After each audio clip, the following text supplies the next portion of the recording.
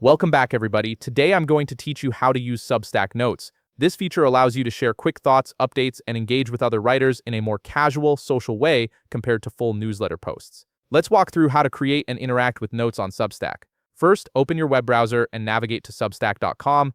Once you're on the homepage, you'll need to log into your account using your credentials. Make sure you're signed in properly, as you'll need full access to your dashboard to create and manage notes. After you've successfully logged in, take a look at the left side of your screen. You'll notice a navigation panel with several options. From this menu, click on Create. This will open up a sub-menu where you can choose what type of content you want to publish. From these options, click on Notes. This takes you directly to the Notes creation interface, where you can start crafting your quick update or thought. Now you're in the Notes Composer. Here, you can input your note just like you would on any social platform, type out whatever message or idea you want to share with your audience, but there's more you can do here.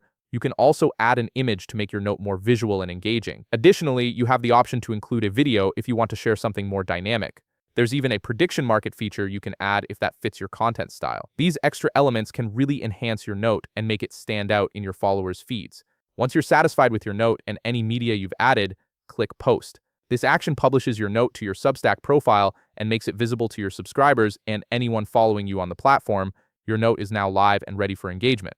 Now that you have your notes posted, it's time to explore how you can interact with other people's content. You can scroll through your feed and discover notes from other writers and creators.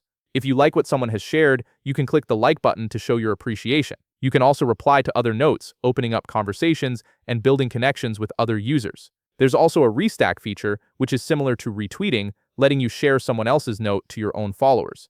And if you want to spread a note even further, you can use the share option to send it outside of Substack entirely. And there you have it. You've successfully learned how to create Substack notes and engage with the community through likes, replies, restacks, and shares.